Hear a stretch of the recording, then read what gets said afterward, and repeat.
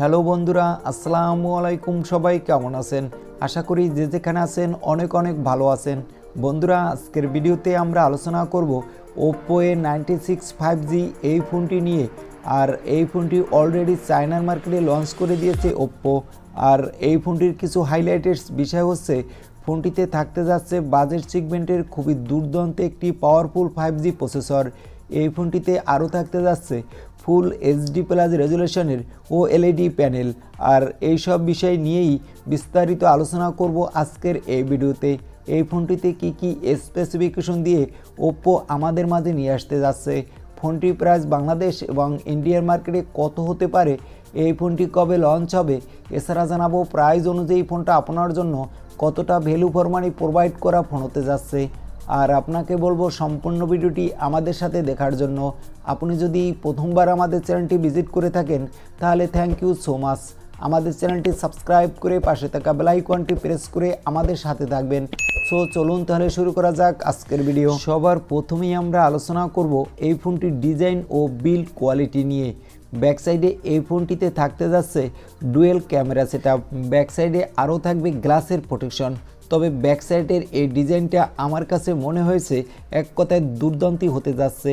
সামনে থাকবে single পাঞ্চল cutting display. আর এই ফোনটির সামনে ব্যবহার করা হয়েছে কার্ড ডিসপ্লে। সিকিউরিটি হিসাবে এই ফোনটিতে থাকবে ইন ডিসপ্লে ফিঙ্গারপ্রিন্ট সেন্সর। তো ফোনটির ডিজাইন ও বিল্ড কোয়ালিটি আমার কাছে মনে হয়েছে এক কথায় দুর্দান্তই হতে যাচ্ছে। আর এই ফোনটির ডিসপ্লেটা হলো 6.43 ইঞ্চি মাপের ফুল এইচডি প্লাস রেজুলেশনের OLED প্যানেল, যার রিফ্রেশ রেট হলো 60 হার্টস। আর এই ফোনটির ডিসপ্লেতে প্রোটেকশন হিসেবে থাকছে গরিলা গ্লাস 5 এর প্রোটেকশন। আর এই ডিসপ্লেটা হতে যাচ্ছে HDR10+ সাপোর্টেড একটি ডিসপ্লে। ফোনটির ডিসপ্লে ব্রাইটনেসও এক কথায় দুর্দান্ত। আর এই ফোনটির পিক ব্রাইটনেস হলো 2000 নিটস। তো ফোনটির ডিসপ্লে কোয়ালিটিও আমার কাছে মনে হয়েছে এক কথায় দুর্দান্তই হতে যাচ্ছে। এবার আমরা এই ফোনটির ক্যামেরা সেকশন নিয়ে আলোচনা করব।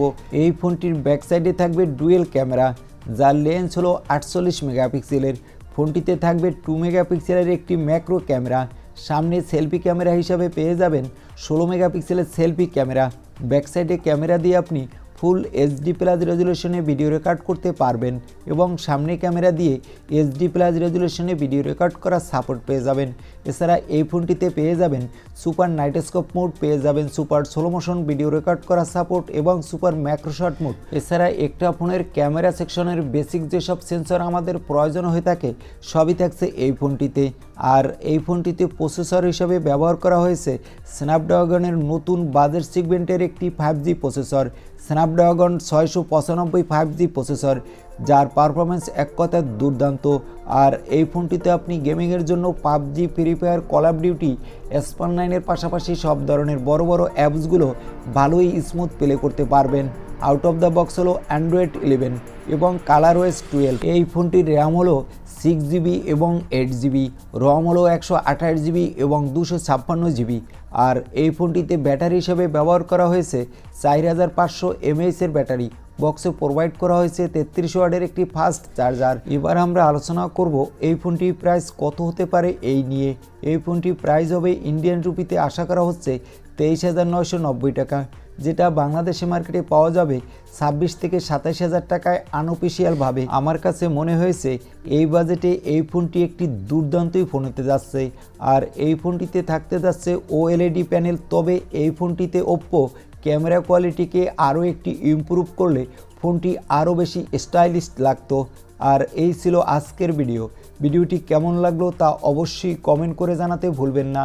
আর ভিডিও ভালো লাগলে একটি লাইক করে দিবেন এবং আমাদের চ্যানেলে নতুন হলে সাবস্ক্রাইব করে পাশে থাকা বেল আইকনটি প্রেস করে আমাদের সাথে থাকবেন। আজকের মতো আল্লাহ হাফেজ।